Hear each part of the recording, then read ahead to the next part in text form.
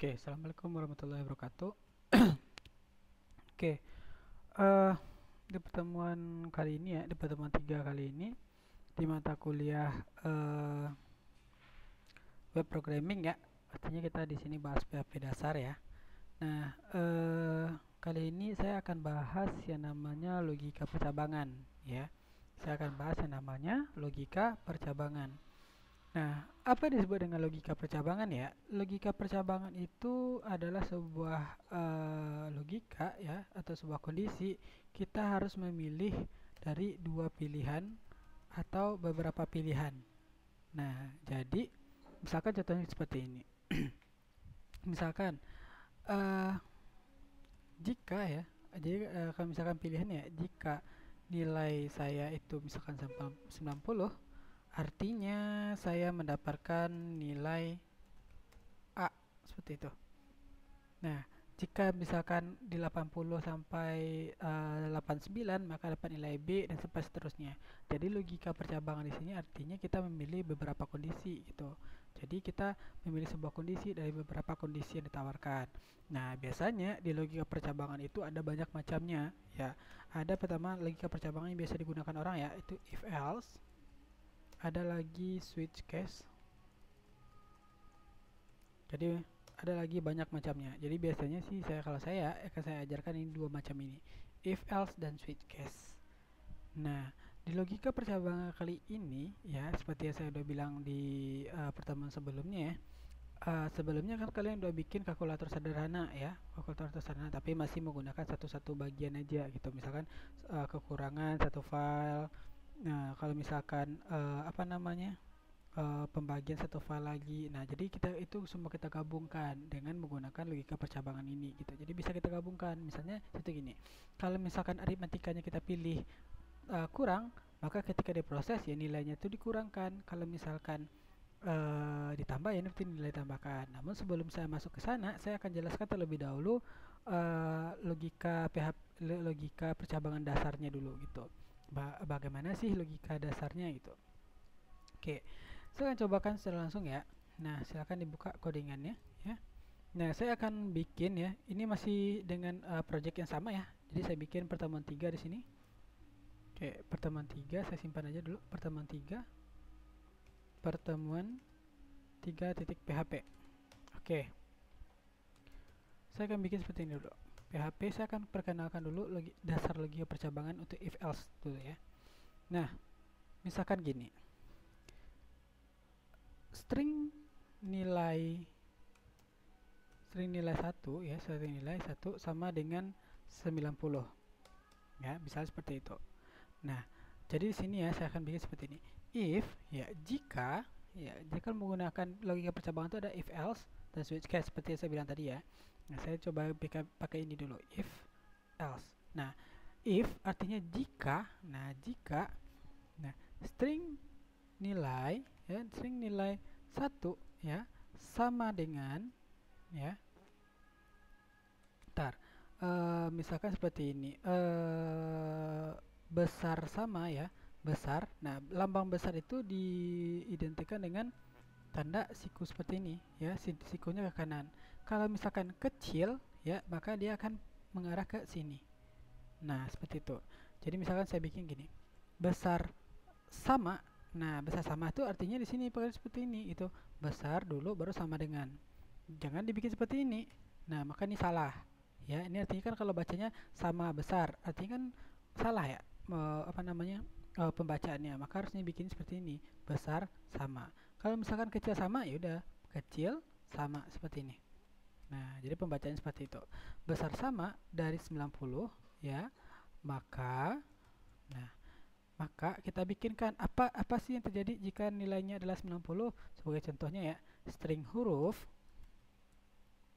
sama dengan A gitu. Maka kita akan mendapatkan nilai A jika misalkan besar sama dari 90. Nah, berarti kan if jika besar dari 90 maka dapat nilai A. Nah, bagaimana jika dia itu dari 80 sampai 89? Nah, berarti kita bikinnya adalah if else ya, if else Nah, seperti itu if else, dan jika maka gitu, ya. Jika maka string nilai 1 ya besar sama ya dari 80 ya, kan kita mau bikinnya 80 sampai 89 ya. Maka caranya adalah kita bikin seperti ini. Dan artinya sebenarnya itu artinya dan and ya, string nilai 1 kecil sama ya dari 89 ya, maka kita dapat string hurufnya adalah sama dengan B. Nah, selain dari itu, maka terakhir kita bikin ini LC. Artinya selain dari ini semua, maka string hurufnya dapatkan nilai C. Oke. Nah, saya bacakan lagi ya. If jika nilai 1 string nilai 1 sama besar sama dari 90, maka akan ditampilkan huruf A. Nah, jika maka if else ini ya, jika selain dari itu, nah nilai 1 besar sama dari 80 dan nilai 1 kecil dari 89, maka ditampilkan huruf B. Selain dari itu, maka ditampilkan nilai C. Nah, berarti kita tinggal bikin di sini echo ya. Maka nilai huruf Anda adalah string huruf seperti ini. Nah, kalau misalkan kita jalankan program ini, maka huruf yang saya dapatkan itu adalah A ya. Maka saya cobakan dulu. Localhost web programming.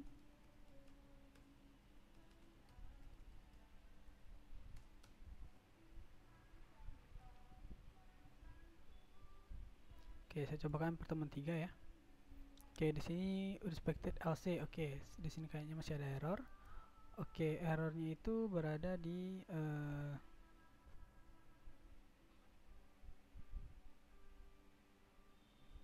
errornya itu sebentar. Kita cek LC syntax unexpected error di halaman online 7, berarti di sini nih salahnya. If else.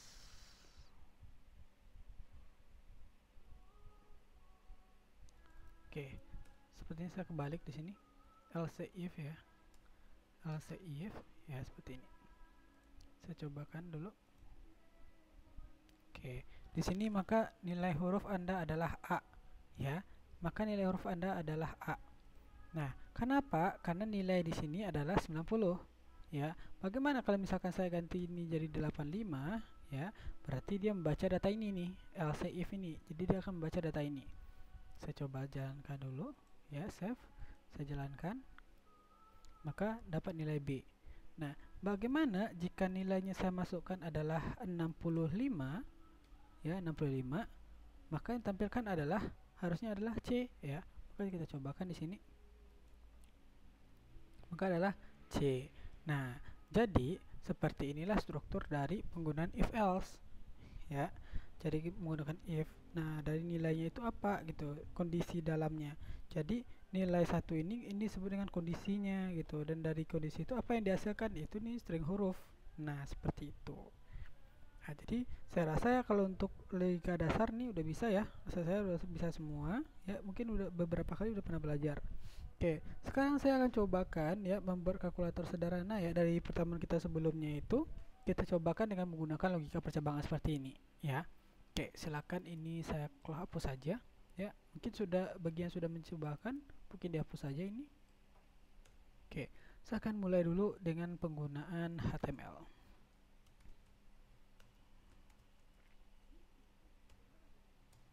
Oke, saya akan bikin body.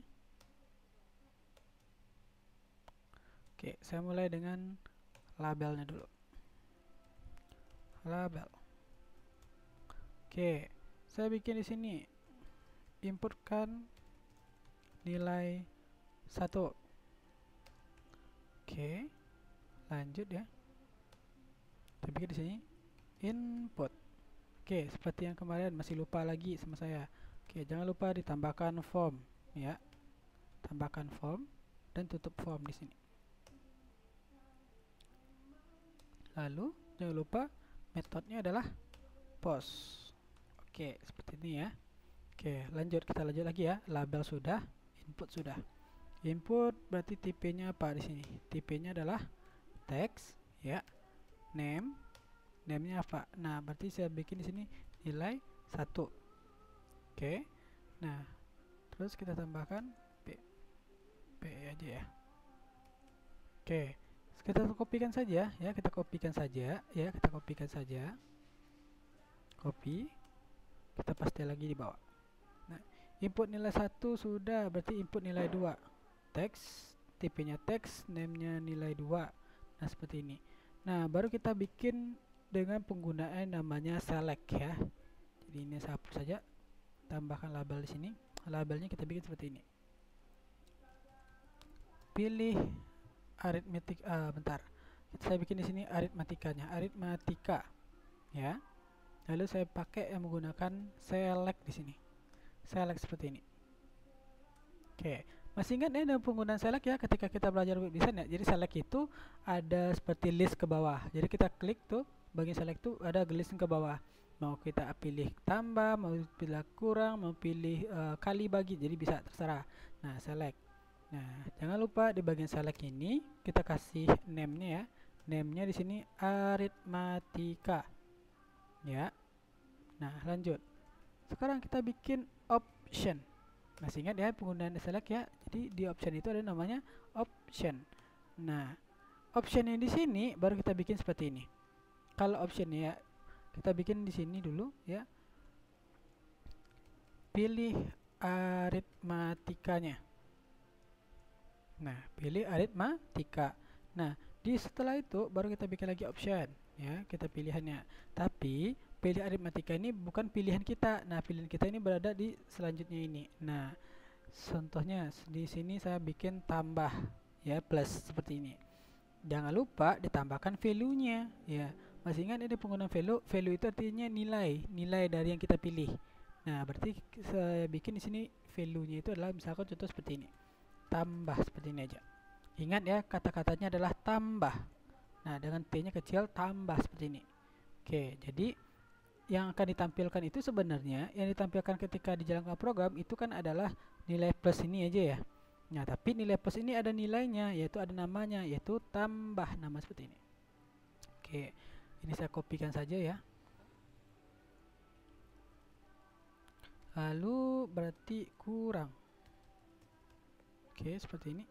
Kurang. Oke. Nah, lalu bawahnya lagi. Ini kali di sini saya pakai simbol ini kali, atau mungkin bisa pakai X, terserah juga ya. Nah, di sini baru bagi. Saya bikinnya slash seperti ini aja. Oke. Nah, jadi kalau misalkan ini udah selesai ya, berarti tinggal kita tambahkan untuk tombolnya lagi, tombol proses. Kita bikin seperti ini aja. Oke, berarti ini tombol prosesnya, berarti menggunakan input submit ya. Input, tipe-nya adalah submit ya. Name-nya tidak kita pakai, nggak usah kita pakai. Langsung aja value-nya, yaitu proses aritmatika. Oke, kita coba cek dulu tampilannya seperti apa ya. Nah, jadi seperti ini. Nanti kita mau misalkan ya, kita bikin 1, terus kita bikin 2 di sini, lalu pilih aritmatikanya mau kita kali, bagi, tambah, kurang, bisa. Nah, dulu kita proses nanti, jadi muncul hasilnya. Jadi seperti itu kita bisa bikin nanti. Nah, bikin pilihan seperti ini, jadi kita nanti menggunakan yang namanya logika percabangan. Kalau misalkan kita pilih 1, jika kita pilihnya adalah tambah, maka prosesnya akan ditambah.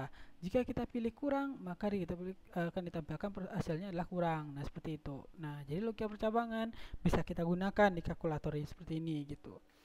Nah, karena kita sudah bikin desainnya, ya, karena kita sudah bikin desainnya, otomatis berarti kita bikin hasilnya lagi ya untuk prosesnya. Prosesnya dengan menggunakan PHP, ya. Jadi silakan ini dibikin untuk desainnya. Nah, berlanjut ke PHP-nya. Oke, kita mulai. PHP, buka, PHP, tutup. Nah, jadi kita bikin seperti ini. Oke, kita bikin error dulu ya. Jadi nanti misalkan ada error nggak dimunculkan ya. Error reporting. Oke, score all. Notice.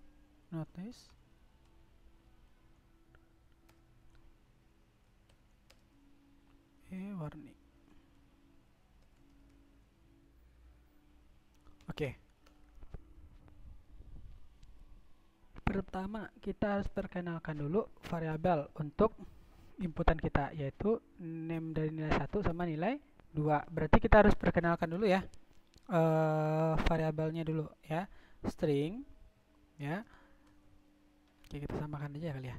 String nilai 1 ya sama dengan string underscore post ya, string post lalu nilai 1. Nah, seperti itu untuk pengenalan variabelnya, karena kita harus perkenalkan variabelnya. Kalau tidak kita perkenalkan variabelnya, maka kita tidak bisa memprosesnya. Nah, kita lanjut berarti untuk nilai 2 lagi. Baru di sini nilai 2. Nah, biasanya kan kita langsung bikin nih totalnya berapa gitu ya. String total sama dengan nilai string nilai 1 tambah string nilai 2. Nah, muncul hasilnya gitu. Kalau misalkan menggunakan satu-satu kemarin. Namun sekarang kita pakai logika percabangan, maka kita bikin seperti ini. If ya, oke. Kita boleh nambahkan seperti ini dulu ya. String ya, string arithmetica sama dengan string underscore post arithmetica. Oke, seperti ini. Oke, jadi kita bikin ini di tinggal bikin nama variabelnya aja lagi. If string arithmetica ya sama dengan ya, sama dengannya 2 kali. Nah, sama dengan yang kita pilih itu apa? Nah, jadi kita baru manggil nilai value-nya. Nah, jika arithmetica ya, nama variabel select yang kita pilih itu arithmeticanya itu apa yang kita pilih? Contohnya yang kita pilih adalah tambah. Nah, jadi harus tambahkan ya. Nah, harus ditambahkan. Jika tulisannya di sini tambah, di sini juga tambah. Jika T-nya kecil, ya kecil di sini gitu. Jadi jangan dibeda-bedakan gitu ya. Nah, jika yang kita pilih itu adalah tambah, maka kita tampilkan di sini string total sama dengan string nilai 1 ditambah string nilai 2. Nah, seperti itu dia. Jadi kalau misalkan saya pilih tambah, maka dia akan melaksanakan proses ini gitu. Dia akan melaksanakan proses ini. Nah, bagaimana jika kalau misalkan saya pilih kurang? Maka kita bikin lagi else if ya, else if. Oke, saya kopikan aja biar cepat ya. Kopikan aja. Paste seperti ini. Else if aritmetikanya adalah kurang ya, kurang. Nah, baru kita bikin di sini prosesnya adalah kurang. Nah, bagaimana kalau kali ya? Bagaimana kalau kali? Ya, seperti tadi itu else if ya, pastikan lagi ya. Else if, maka di sini itu proses Oke, di sini prosesnya adalah kali. Nah, jadi ingat ya. Jadi ingat. Nah, nilai value-value ini harus sama dengan prosesnya. Di sini tambah, di sini ada kurang. Nah, kali seperti itu, jadi harus sama nih semuanya. Nah, maka else if jika dipilih adalah kali, maka string totalnya adalah bintang kali seperti ini. Lanjut lagi, misalkan else untuk pembagian lagi. Else if ya. Else if yaitu bagi ya, samakan dengan di atas, bagi di sini, maka string total nilainya adalah semiring. Nah, selain dari itu ya, else ya, selain dari itu maka string totalnya adalah 0. Kenapa 0? Ya karena memang gak ada proses apa-apa gitu. Memang gak ada proses apa-apa merekanya gitu. Jadi buat apa juga kan ya. Jadi saya tampilkan string totalnya adalah 0. Nah, kalau sudah berarti kita tinggal memunculkannya aja lagi. Nah, jadi gampang ya cara memunculkannya seperti yang kalian ketahui ya. Pasti caranya mudah aja untuk menampilkannya. Ya tinggal bikin di luar, contohnya saya nak menampilkan di luar form aja ya. Oke, jadi muncul seperti ini.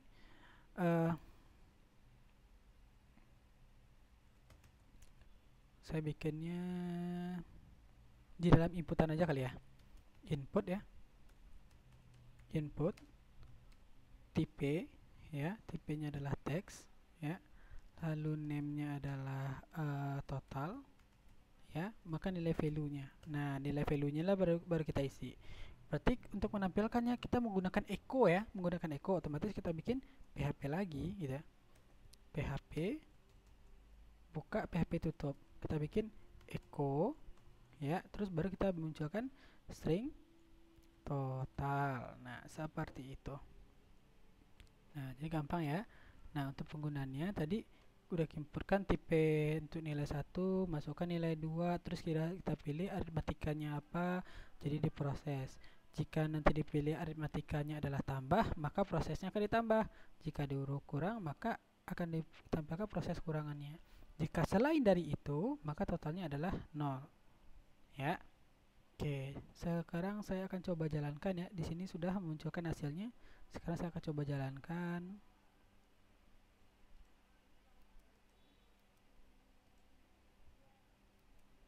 Oke, di sini masih yang kemana tadi? Oke, saya coba refresh dulu. Oke, saya bikin proses seperti ini.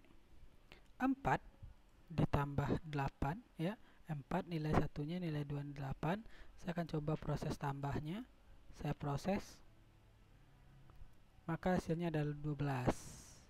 Nah, jadi kalau misalkan tadi 4 ya, untuk nilai 2-nya misalkan 7. Nah, 4 kali ya, saya pakai kali di sini. 4 kali 7 berapa? 28. Nah, benar. Nah, bagaimana jika prosesnya misalkan 10 dibagi 2 ya, 10 bagi 2. Nah, saya ambil bagi di sini ya, proses. Nah, dapat 5. Nah, misalkan 3 di sini 1 pakai kurang. Proses aritmatika. Nah, jadi tinggal 2. Nah, jadi seperti itu untuk proses logika percabangan di aritmatika ya. Jadi menggunakan logika percabangan itu sebenarnya sih apapun bentuk aplikasi ya, bentuk aplikasi pasti dia menggunakan logika percabangan di dalamnya. Karena logika percabangan itu adalah sebuah dasar ketika kita membuat sebuah pemrograman gitu. Karena di dalam pemrograman itu banyak sekali kondisi-kondisi logika-logika ya, segala macamnya. Jadi banyak di dalamnya. Seperti contohnya ya, ketika kita membeli sebuah barang ya, ketika membeli sebuah barang. Nah, jika barangnya masih ada, maka barang itu akan tampil gitu, akan ada datanya gitu, data barang. Namun jika misalkan datanya barang kosong, maka data barangnya itu tidak akan tampil lagi gitu. Nah, jadi apapun bentuk aplikasinya, logika percabangan ini pasti selalu ada, baik itu mau menggunakan if atau menggunakan switch case. Nah, jadi banyak macamnya. Jadi untuk pertemuan kali ini saya akan menjelaskan itu untuk logika if seperti ini. Nah, untuk logika switch case nanti di pertemuan minggu depan saya akan ajarkan ya untuk logika percabangan switch case nantinya. Oke. Saya rasa cukup ya untuk pertemuan hari ini ya untuk logika percabangan. Silakan dicobakan. Dan untuk tugasnya adalah silakan dibikin ya.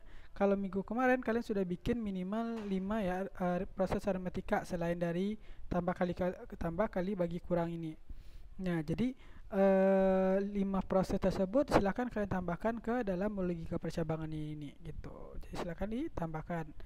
Oke, saya rasa cukup ya untuk pertemuan kali ini. Saya rasa nanti bisa kalian cobakan ya dengan melalui video tutorial ini. Saya akhiri. Assalamualaikum warahmatullahi wabarakatuh.